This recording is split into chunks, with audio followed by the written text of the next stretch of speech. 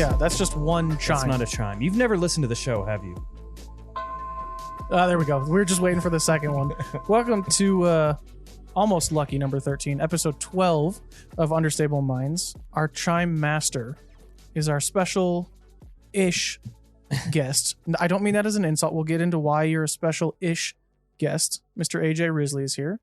Very loud shirt, sitting on the couch. Mustache game, 10 out of 10. Yeah. On point. To his right, to my left. On point.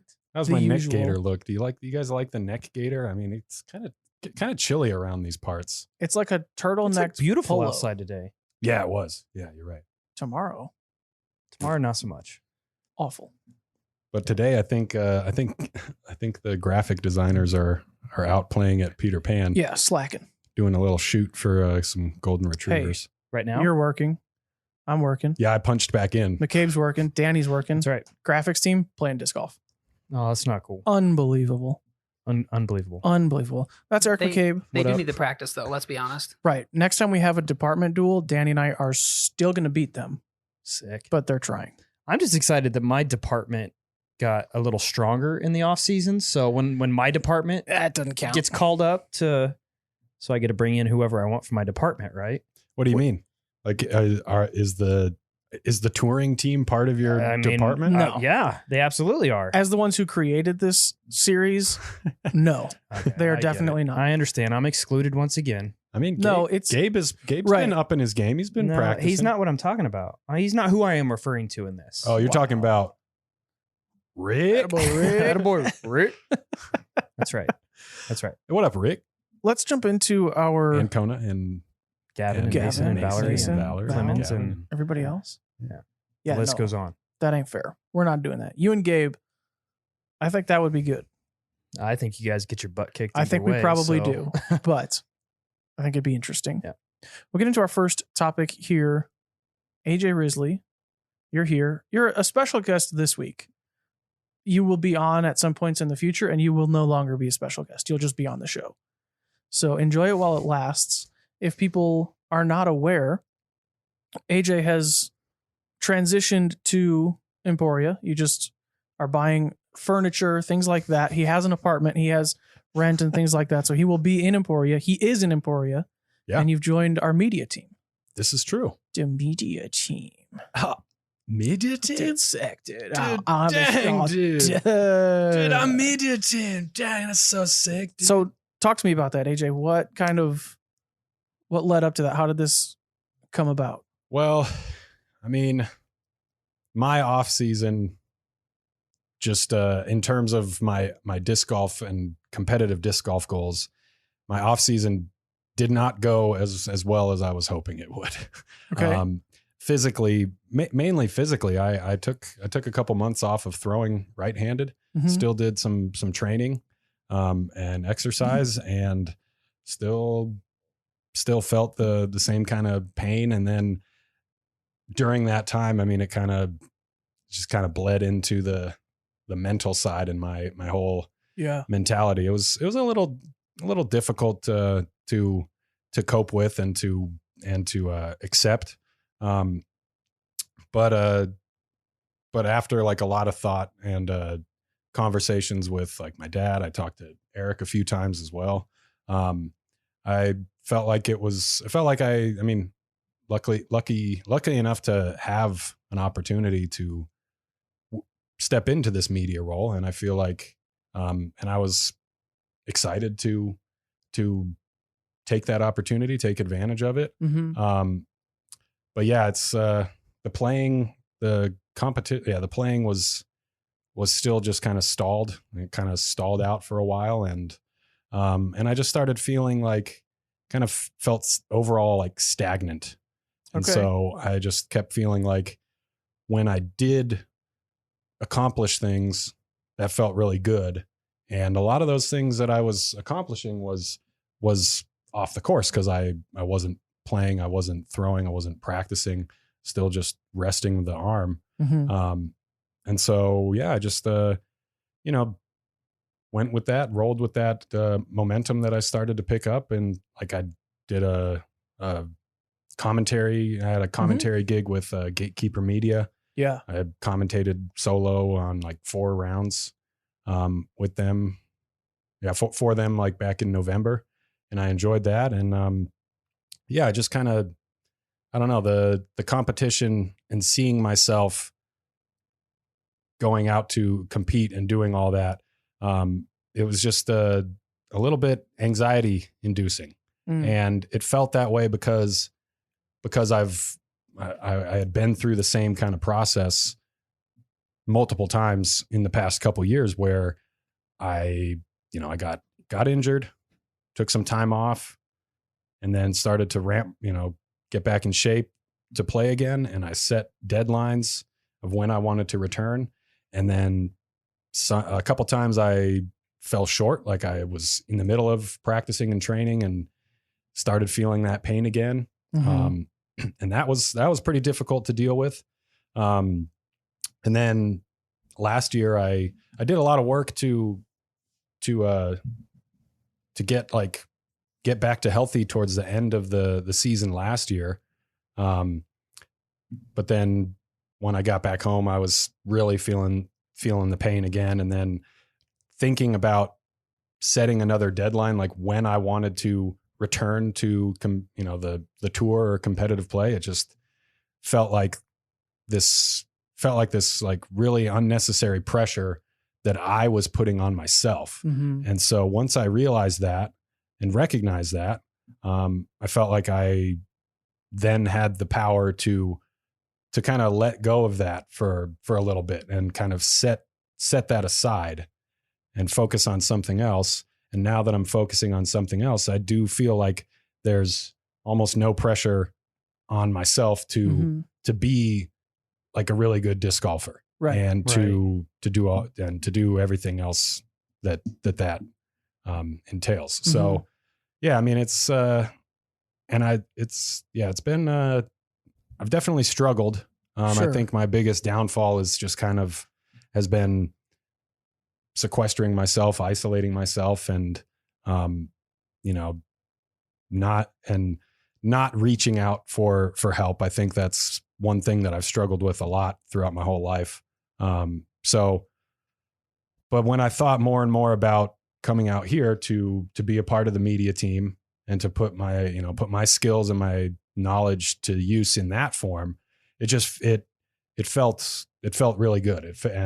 Thinking about that, I began to get more excited for that. And then I also felt like, a little bit of pressure as well. Like, oh man, this job might be tough, or I'm going to have to do things that I haven't done in a while. But I mean, now that I've been here almost a week, like a lot of that knowledge is coming back, and talking with, I'm surrounded by friends. So that's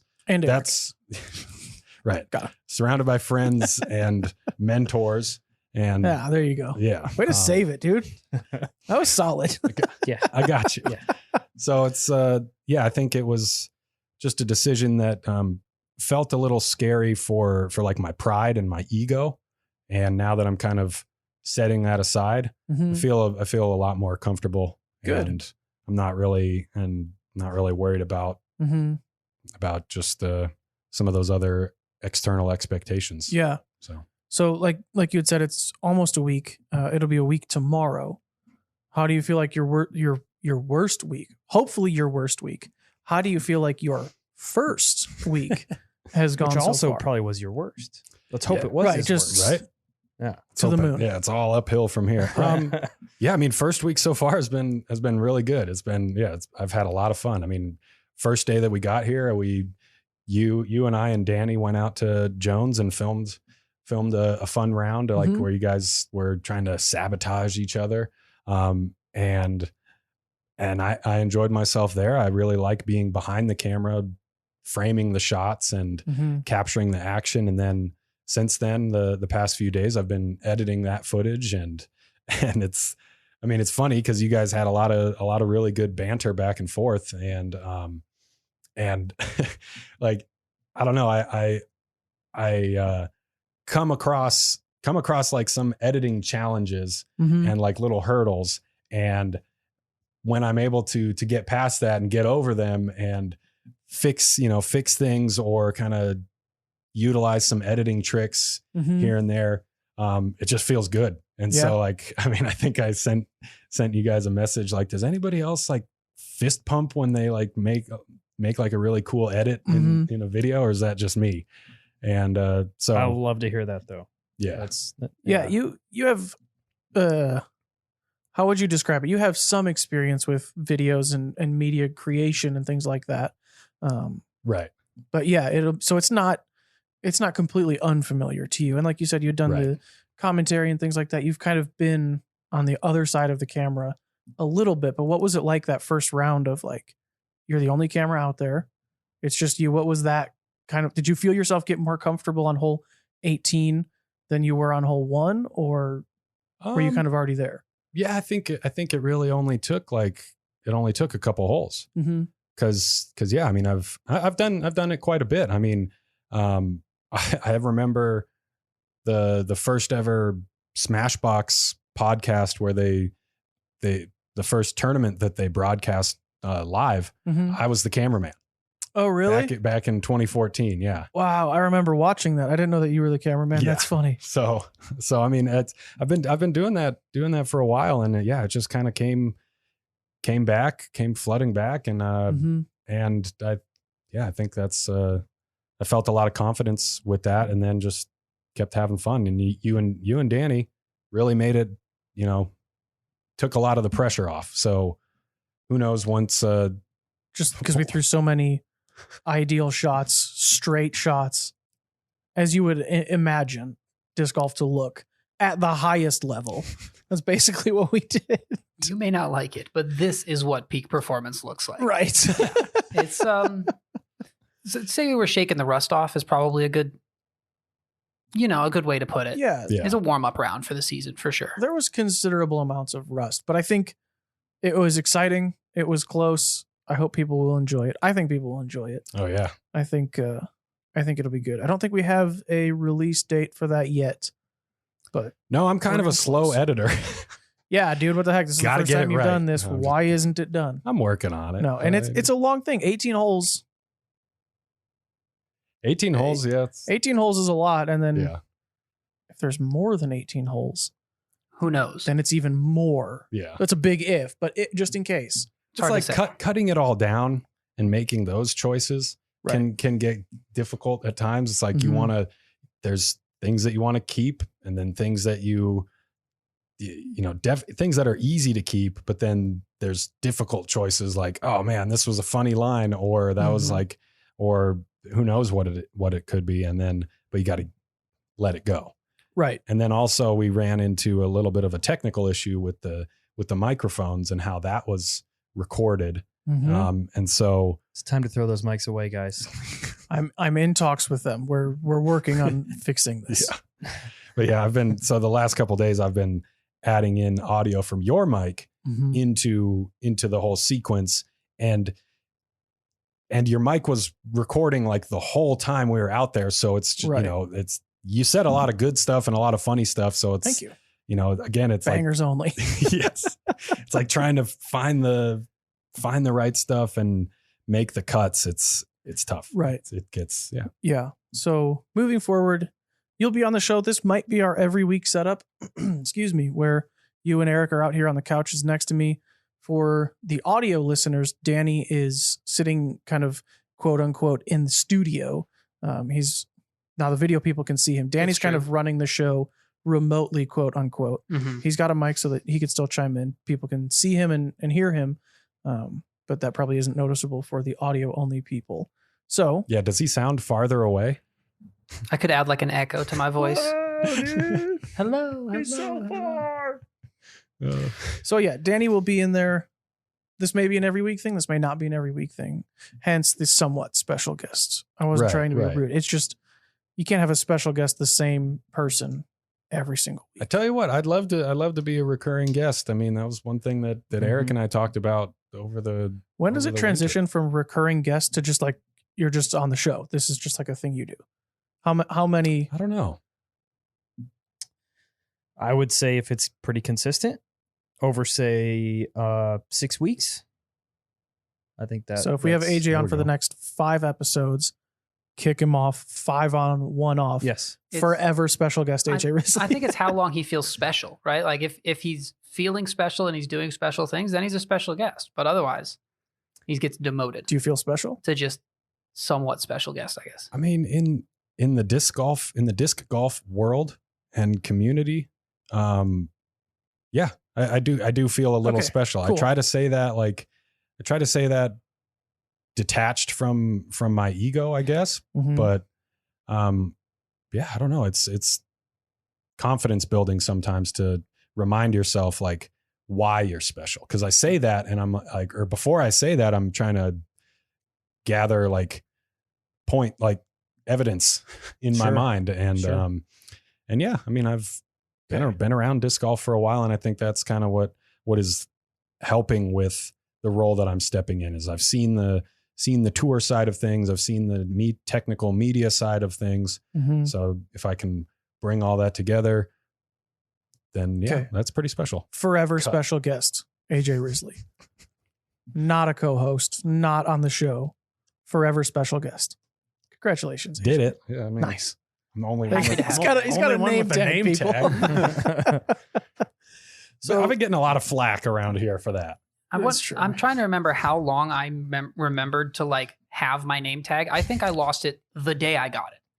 I did not have it long. I usually find mine about the 3rd week of April every year. Yeah. And then I lose it the 1st week of May every year. I think we're supposed to wear them for Dynamic Discs Open. Yes. So, yeah. It'll usually turn think up that would make somewhere. sense. Somewhere in my car is typically where it ends up, but we find it. I put mine on my refrigerator at home, so it's always there. What do you do with the back? Because they're magnetic. What do you do with like the back piece? You could put the whole thing on pocket? there. Yeah. The Really? whole thing will stick to the fridge. Yeah. I'm about to have my name tag on a fridge. There you go. The fridge will be named Anthony. That's right. I'll give over my naming rights. Hey, It's can you go grab me a Coke out of Anthony real quick? I'll be.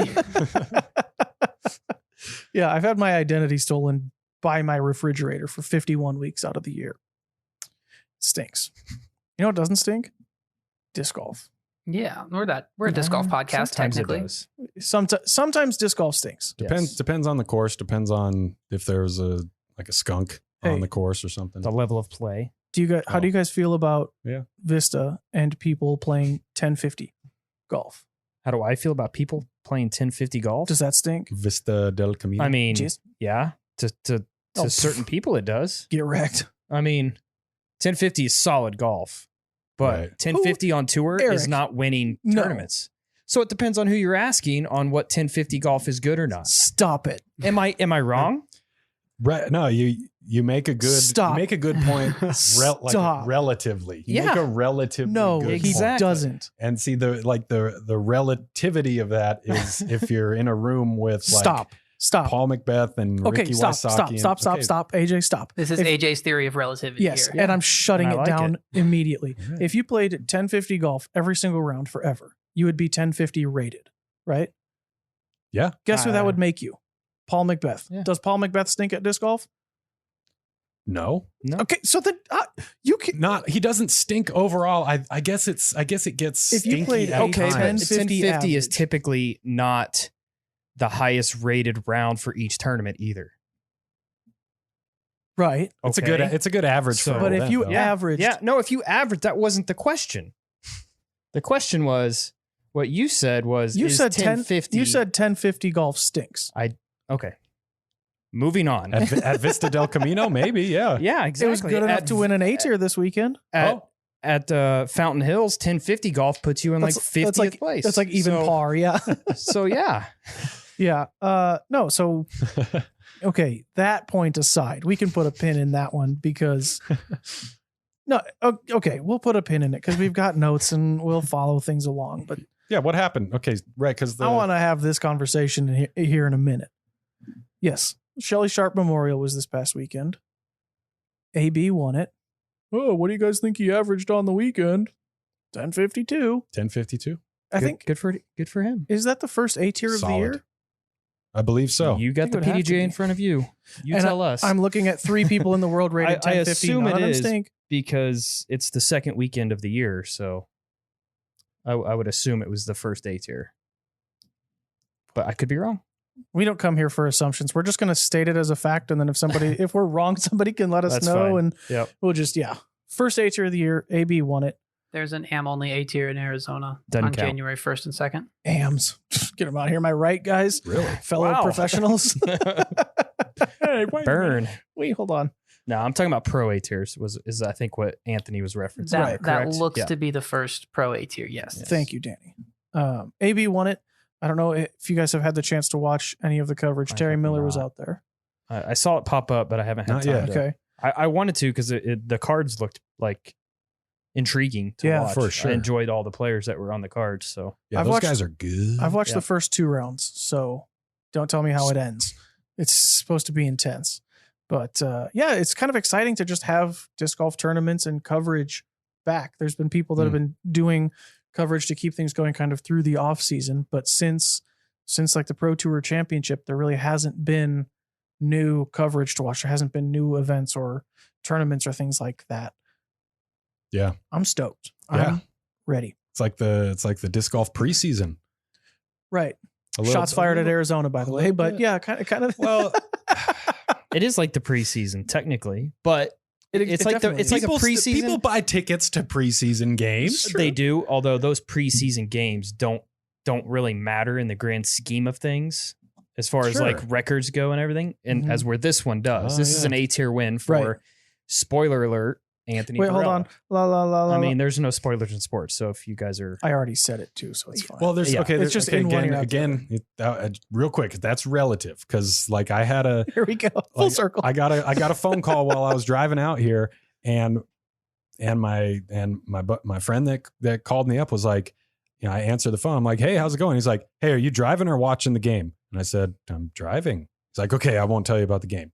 It's like, thanks, Bill.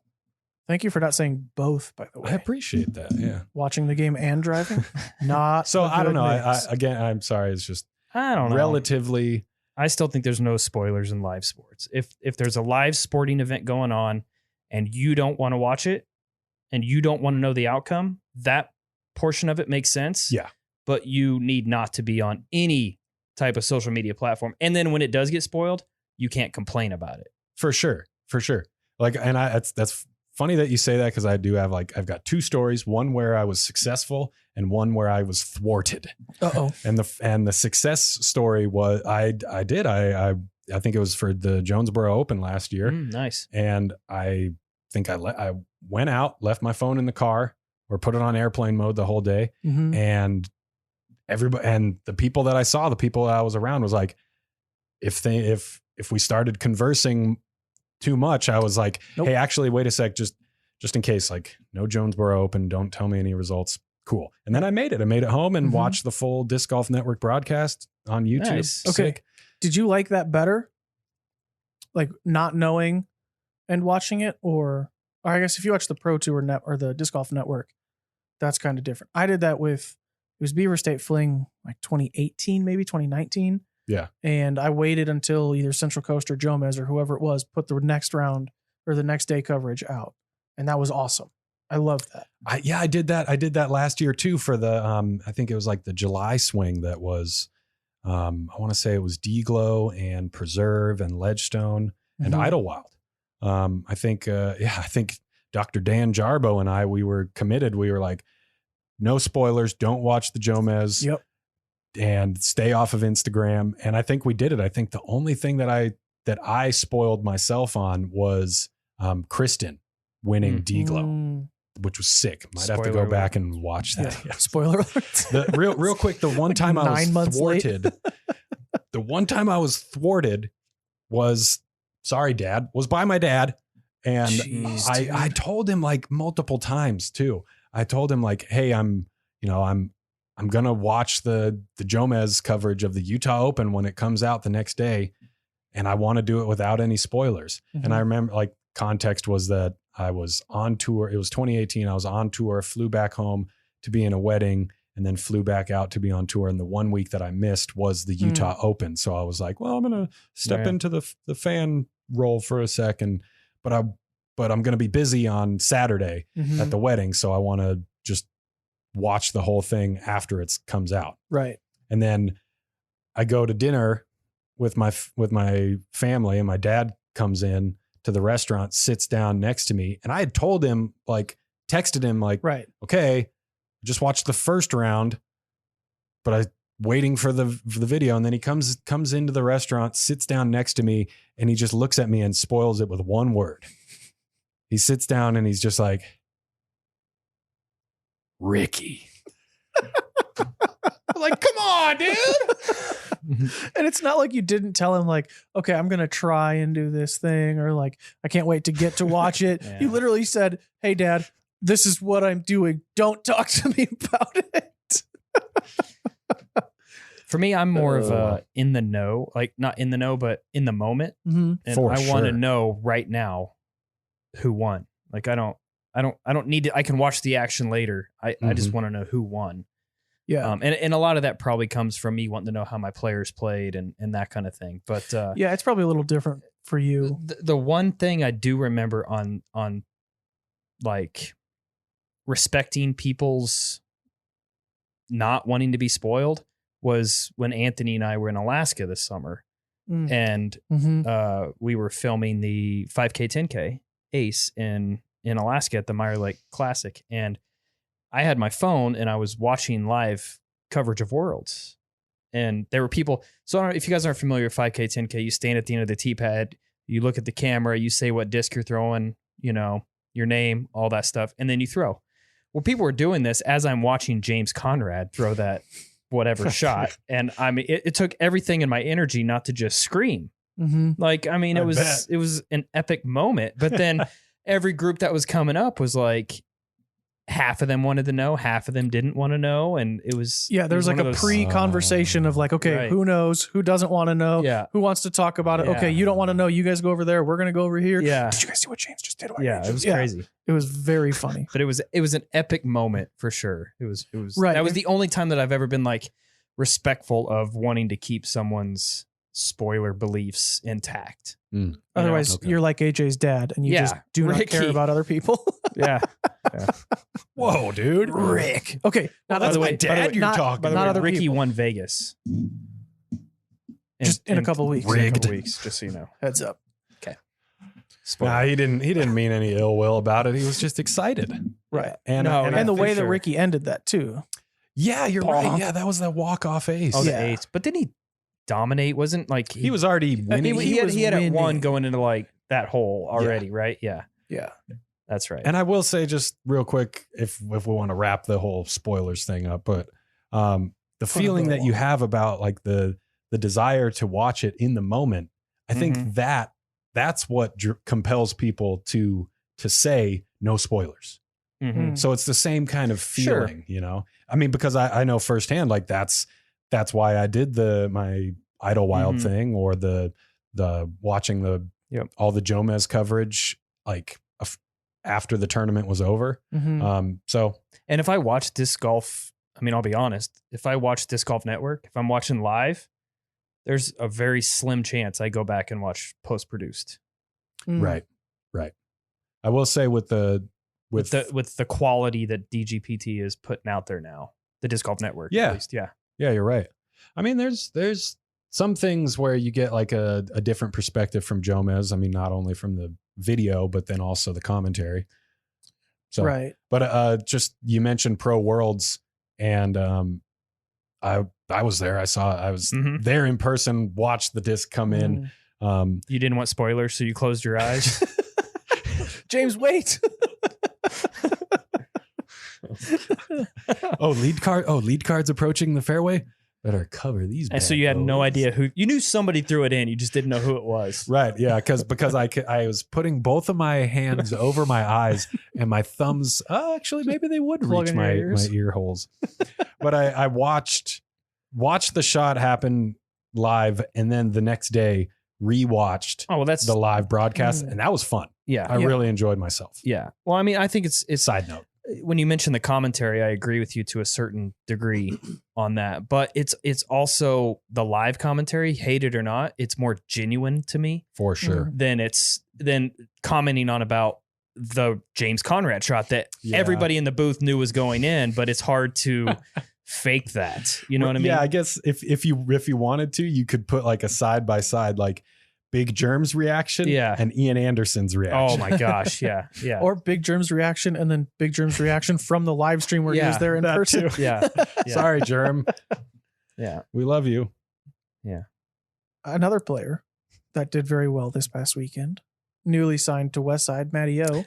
Yeah. Undefeated Undefeated with Westside Discs. That's right. 1-0. I'm not going to tell him to retire, but be a good time to retire if he was looking to. Hang it up. His first rated round with Westside Discs was 1077. Oh, hey, just completely swap your bag. Almost 1080 golf. Yep. Solid. Shred town. Seems like the game's easy. It is for MattyO. For that guy. The game is very easy for MattyO. Yeah.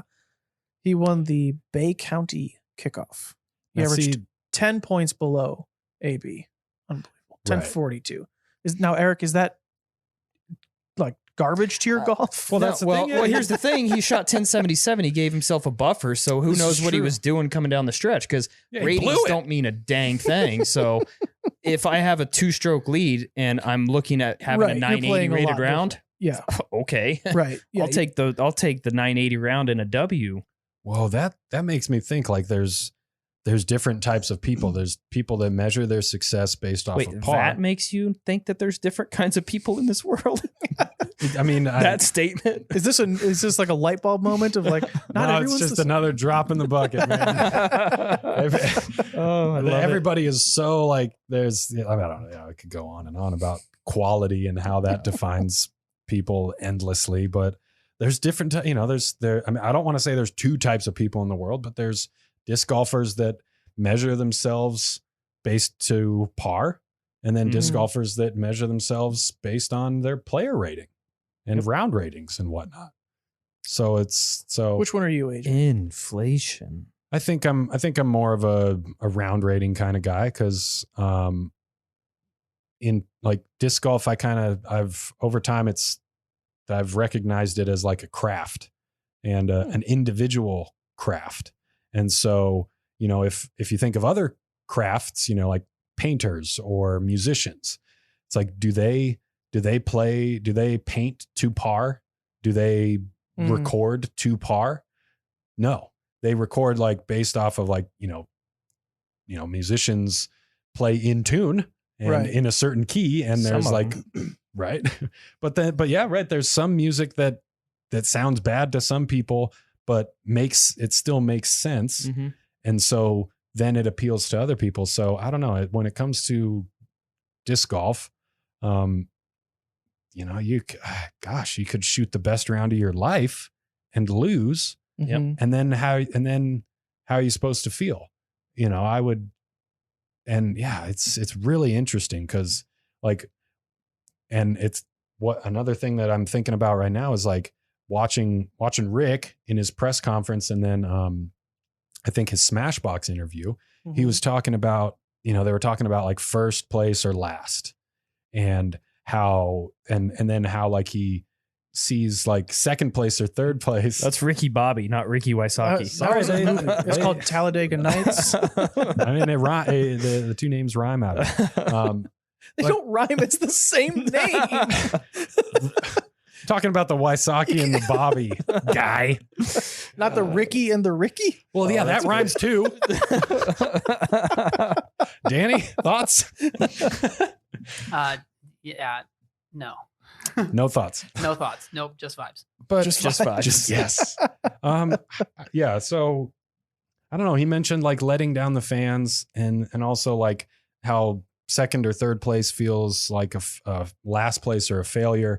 And then I think I was watching that interview and then watched some coverage, like some kind of post-produced round not long after that. And I thought, well, and then I remember thinking like, this person's going to lose.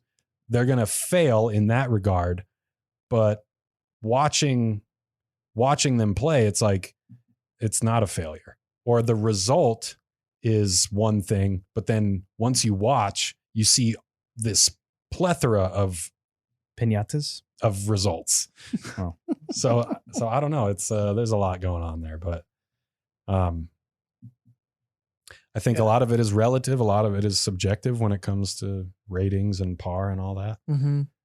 But yeah, good job, AB. He Killed it, dude. Playing stinky golf. really good. Who else? I stand by my statement. Who else was there? It was I don't mean it's stinky, but it's not. Shelly Sharp. Adam Hammis, Drew Gibson. Adam was there. Drew was there. Kale, Austin Turner. Kale lost Castro. by 1, I think, right? He put up a 13 down the last round to lose by 1. I think No he lost spoilers. by 1 stroke. Jordan Castro, lead card on his birthday. Castro that's had a pretty card cool. on his Fun. birthday. That's cool. Sick. Before we get too far away from tournaments, we had this is a show where a lot of people come for groundbreaking news. Very up to date and very Oh, just like that last rant a minute ago. That was, yeah. right. We're on the leading edge of disc golf news here. In the Understable Minds Facebook group, if you're not part of that, search Understable Minds on Facebook. You can join the group and be even more up to date with groundbreaking news. We had Johnny V from Smashbox, from every single thing, basically, it seems to do with live disc golf content. Also, Johnny V of Skip Ace, the fantasy disc golf websites. We got some news from Johnny V. There's a discussion about fantasy disc golf and how come it's not like other sports, where fantasy disc golf, you kind of pick your team each tournament, and other sports, it's like you have a draft at the beginning of the year, and this is your team throughout the year. Yeah.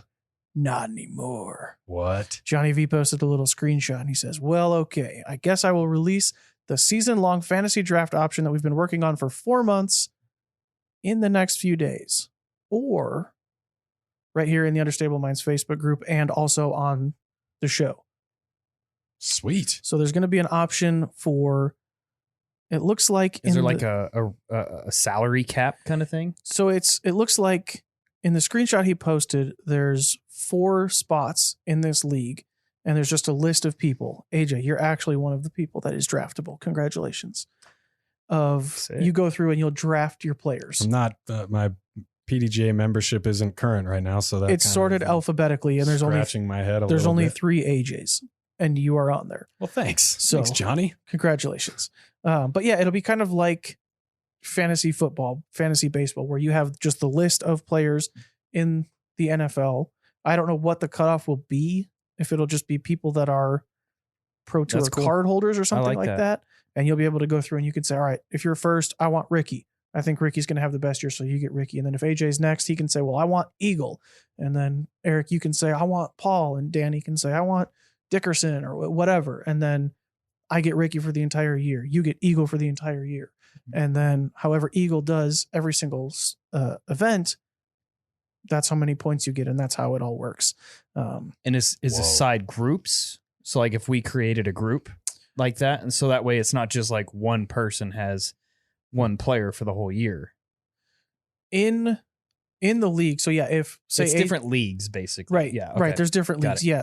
It's not one person on Skip Ace. Is there um, trades? I don't know. That would be cool. All we know is what I That'd read be really cool. and the Trade deadline screenshot. right before Worlds. Oh, Hey. So yeah, we'll have to fire up a league for that, an Understable Minds league. Whether we do it that way, and then it's just something that like maybe the 4 of us do against each other, or I like that. Yes, kind of in please. years That sounds past, fun. so we That can sounds have- like a blast. Yeah.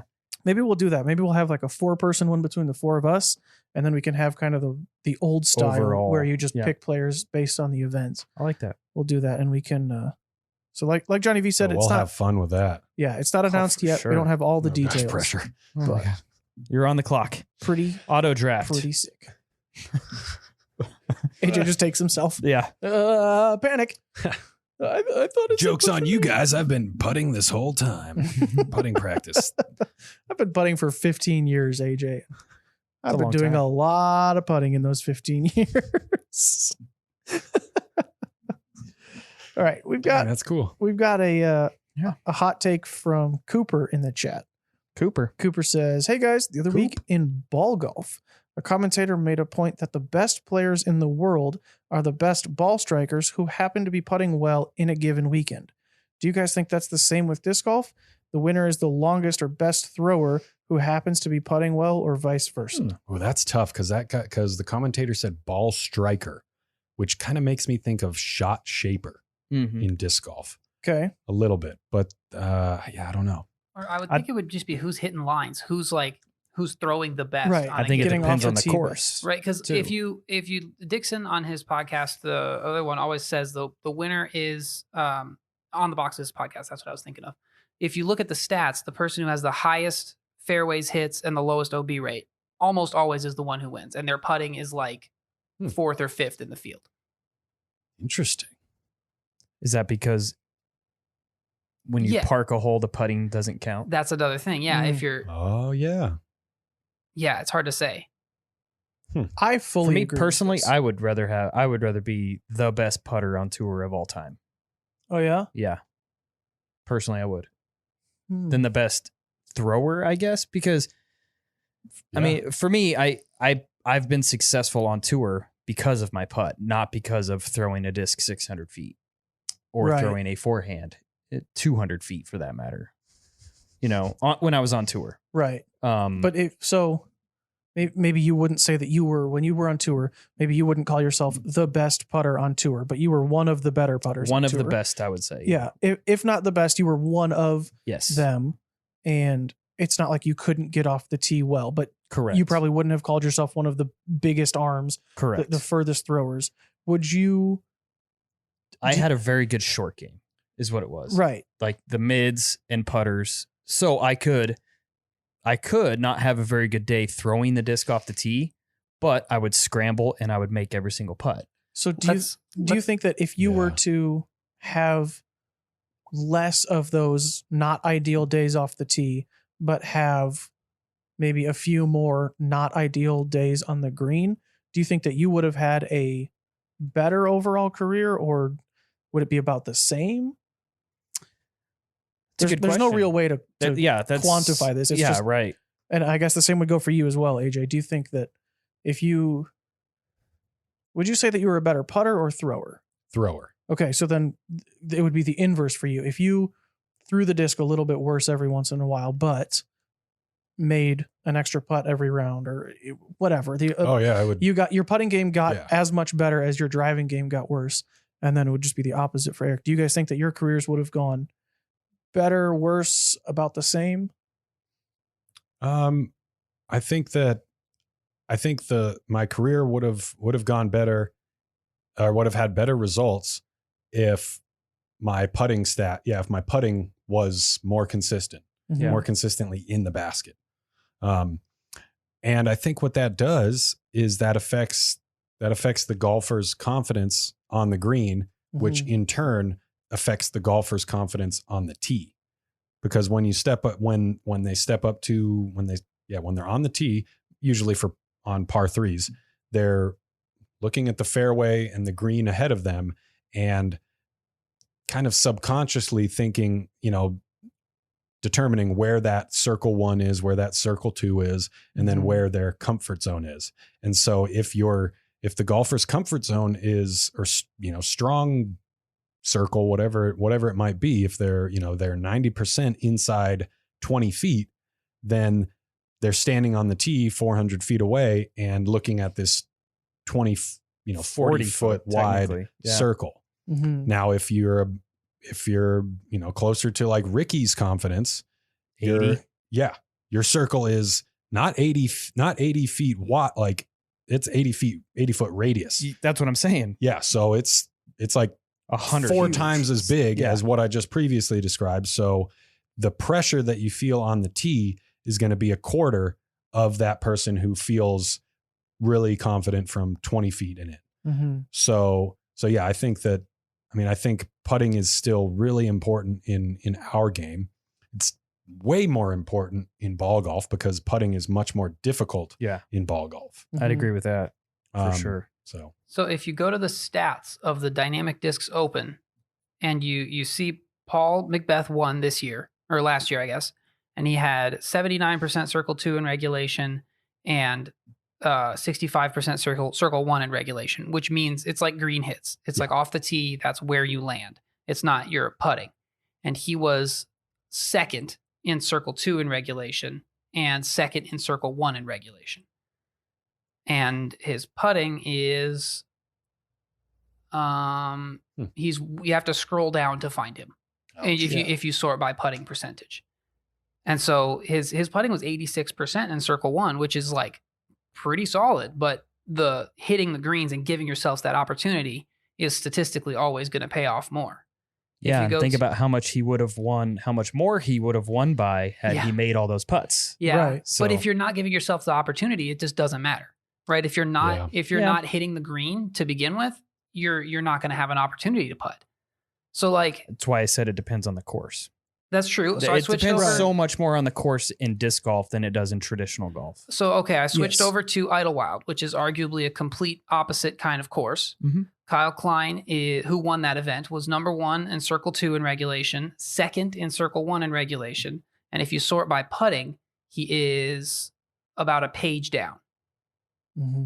How many of those parks? How many of those were park jobs that didn't count for his putting? That's true. It is hard to. It's 21% parked, and if I sort by that stat, he is also not on the first page. I think there's a way to do it where it counts those towards your putting percentage. Like instead of circle 1X, I think they have a thing where it just says circle 1. Yep. But yeah, that's kind of always the counterpoint to it, is that you can be the best putter in the world, but if you're not giving yourself birdie putts, it doesn't matter. You're just parring everything. Where if it's a par 3, I throw halfway down the fairway, make my putt. And Eric throws circle 1, make, hole 2, circle 1, miss, hole 3, circle 1, make, and he birdies half of the holes, then he's beating me every time because I'm not putting myself in that position. Even though he's 50% inside the circle and I'm 100%, mm-hmm. I had 0% birdie opportunities. He had 50%. Yeah. And he had 100% circle 1 in regulation, 50% of the time he made it. And that's as a 50% putter. Obviously that's not a realistic scenario, or, you can't put yourself in the circle 100% of the time you play. Correct. Every single hole. Is that a challenge? Well, I mean, yes. In regulation. Right. You can put yourself in the circle every hole, but to do it in regulation 100% of the time it's not possible. I remember one of the first times that we as a sport had stats like that for a big tournament. I believe it was the La Mirada Open, one of the disc golf world tour events. Mm-hmm. Yeah. And there were a few guys that were 100% circle 1 putting, and they finished like 80th because they never had looks. Right. They missed a bunch of 40 footers, or they're really good at throwing their, approach shots from 100 feet away. Yeah. Mm-hmm. And so they would just do that and tap in. And so I don't know, there's a lot of like those like details and discrepancies, I guess, that the stats, they can lead us to believing one thing. But what would you rather do? Would you rather have a very strong off the tee game or very confident putting game? I think statistically you have to go for off the tee. Also, fieldwork is more fun than putting practice, but that's beside the point. I personally would rather make every single putt that I have than really. Yeah. I think it's different because if you're bad at both, the quickest improvement is going to come from practicing driving. But if you're for you, well, yeah, because I am bad at both. But if you were like average, if you've improved your driving to a certain point where you're getting looks and then you're still missing, that's when you have to practice putting. So it's kind of like you got to switch back and forth and keep them both balanced. Well, yeah, you have to have a good balance. You can't be awful at one thing and do the other thing very well and then compete. Like that's all there is to it. You have to be able to do both. Yeah. You have to exceed at both. I wonder what the lowest circle 1 putting percentage to win like a disc golf pro tour event is. It's got to be somebody that just happened to make like across 3 rounds they made 9 from circle 2. Yeah. Like Barsby. Or outside circle like 2. Nico at Waco, the final round where he wasn't putting that well. That's true. And then throws in from 80 feet on hole 17, like stuff like that, where you might be 1 for 3 in the circle. And so you're 33%, but you had 15 looks from circle 2 or something. Yep. Man. Interesting. You said you'd rather make every circle 1 putt. I almost feel like if I could walk up if I made every circle 1 putt I've ever had on tour, I would have won so many more events. Right. Maybe it's just because of my game and like same here. Yeah. I don't know if I would have won, but I can't tell you how many times I would be driving away from the course, just like going like, okay, I threw a good drive here, but I missed a putt, and then I threw yep. Right, and, but you could say God. you could say the exact same thing about if I never missed a tee shot. If I never missed a gap, I put every tee shot where I wanted it every single time. Sure. I would win more. For me, I think it's just that's a great point. Yeah, but I because what it does, think this is just the difference in our games where like I'm much better off the tee than I am inside the circle. Eric is obviously very good in both of them, but like you've said yourself, you're better. I'm much stronger at putting. Yes. Where it's almost like it feels like whatever it is that you're good at, it feels more important because to me, driving is more important to my game. If I'm going to have a good round, my highest rated rounds are when I've had to putt 3 times. Because if you're parking everything. Right. Because Sure. your tee shots and your approaches are just on point. I guess when I look at it, when I'm playing an event, I feel like I can spray a little bit more off the tee because I know I'm confident enough to make that putt. That's where my mind is going with this whole conversation. Yeah. Yeah, that's true. There's not really because you're never going to be perfect at either. Right. And there's not really like I don't have to worry about my putt because I know I'm going to throw a perfect tee shot because you've already thrown your tee shot. Yeah. You can have the confidence of we're on hole 15 and I've thrown 14 great tee shots, but sick. I put that at 15. Oops. Right. Oops. Well, okay. And see, when you, when you mentioned perfect, that makes me, well, and you mentioned perfect. And then Tony, you mentioned, like throwing every drive exactly where you wanted to. Now that you have to know what you want to do.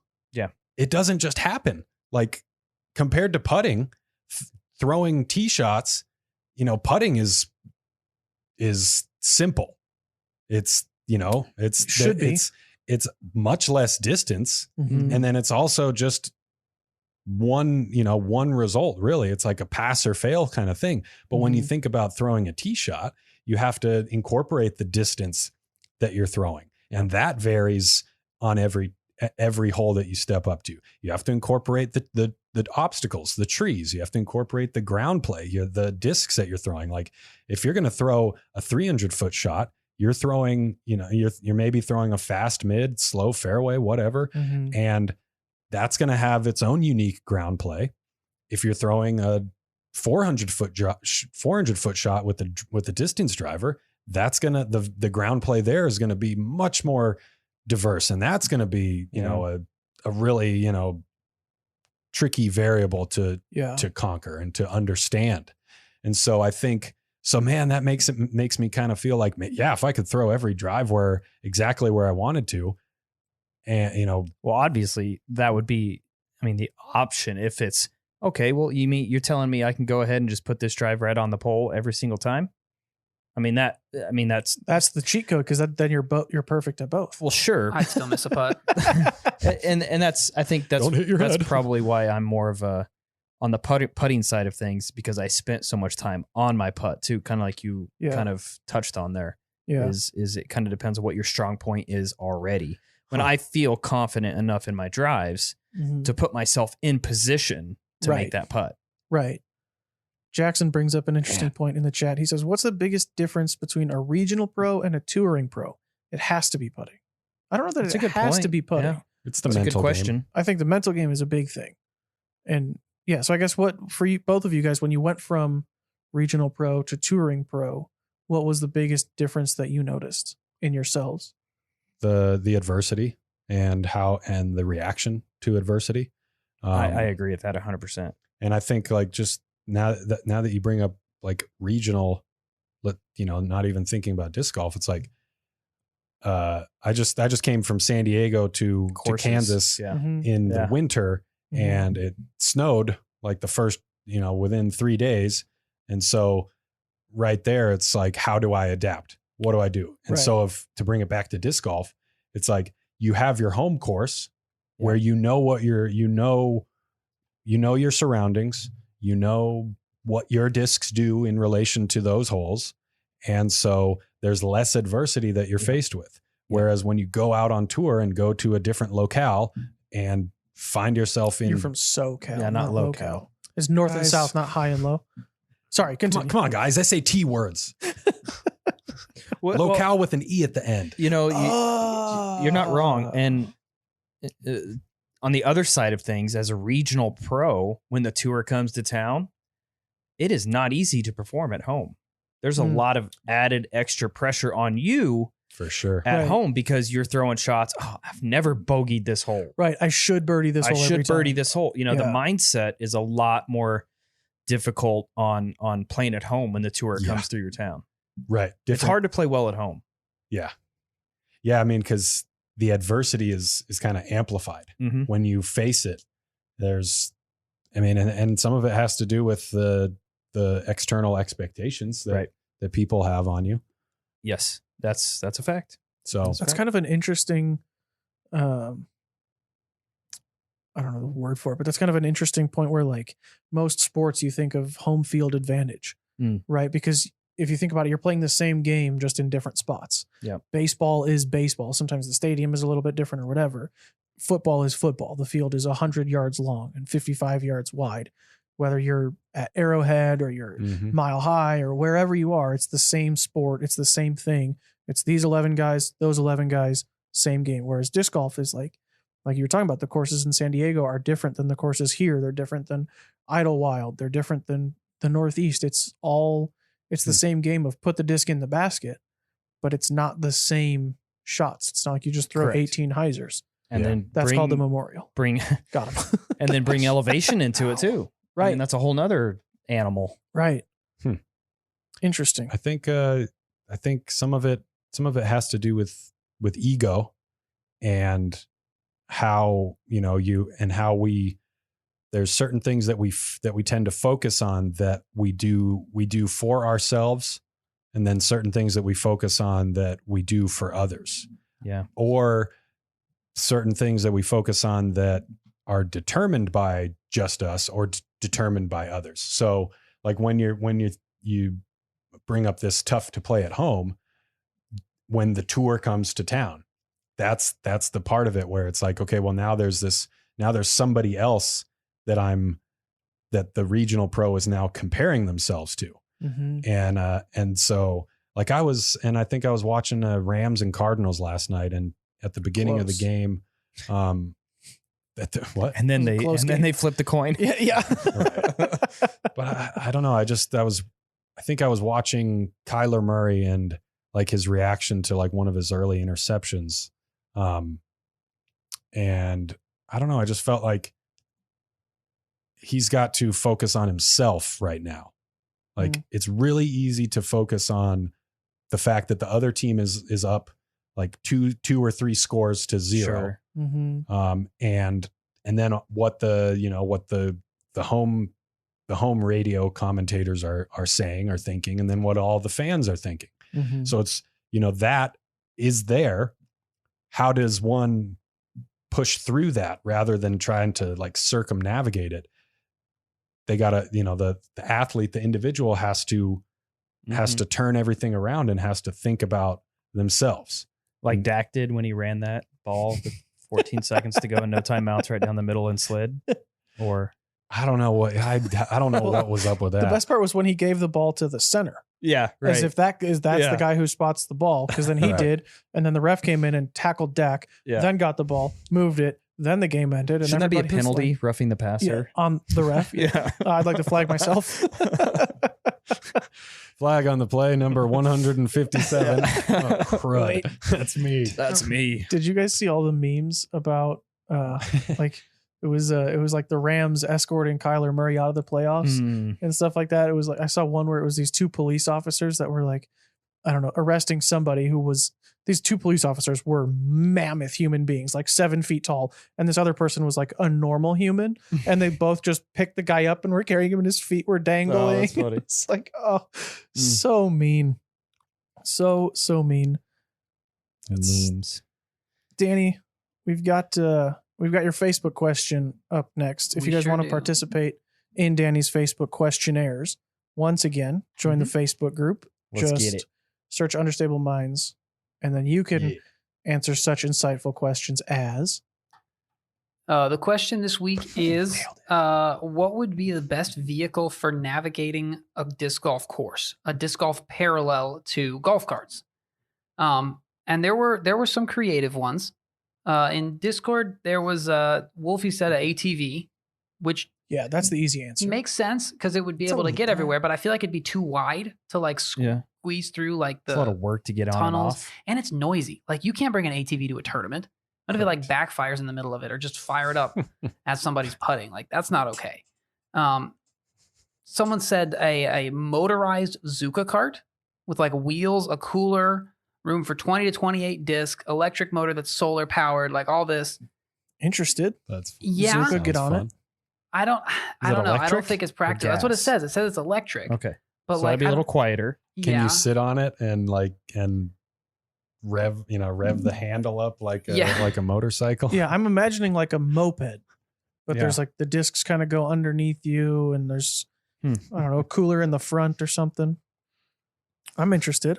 I think the best answer is it was on the Facebook. I'm trying to find who said it. Is a one wheel. Jeremy is the first one that I see to say a one wheel. I don't know if you've Yep. seen that. It's like a electric skateboard that has one big wheel in the middle and you like Mhm. tilt forward or How are backwards. those at like going over big roots or branches on the ground or something? Are you just face planting, or do they kind of? It They're looks pretty like decent. it looks like they handle okay, but I don't know. I kind of think a bicycle might be a good option too. Because like you Yeah. can just ride a bike most places you can walk. See, I'm going a totally different direction here. I'm thinking like a wheelbarrow, and then I can just have someone push the wheelbarrow, and I'll just get a seat, Gotcha. hop in, and just like, hey, caddy, wheel me to the next hole. Like a please." rickshaw or something. Yeah. Rickshaw. There we go. Oh, what up, Rick? Travis says my mind goes to kayak. Not Oh, sure what what? that says about my ability. Yeah. Yeah. No, Okay. I mean, if you're in the Travago. water, yeah. Travago all the Oh. way. Chad also says one wheel. There's apparently golf board, which is like a Mhm. like a scooter kind of thing with like Yep. 4 wheels that's electric. Oh Yeah, yeah. I've seen that. But I feel like that wouldn't work in the terrain that most like wooded disc golf courses are on. I don't know Jay- that anything that has been mentioned would work on That's that. true. Jay has got a great idea. A combination jetpack disc golf bag. Oh, jetpack. would This be is sick. the most comfortable one for sure. Just like, oh, let me go down the fairway, see what the trees are doing, and just take off and go do it. Does jetpack count as a vehicle? Yeah. What else is it? I feel like it's almost like it's its own category of like, Hmm. Aircraft. yeah. Someone says just drive your car. That works. Teleporter. Electric bike. I think electric bike or like a one wheel is going to be the best option. You still have to wear your Mhm. bag, but I still think that's it.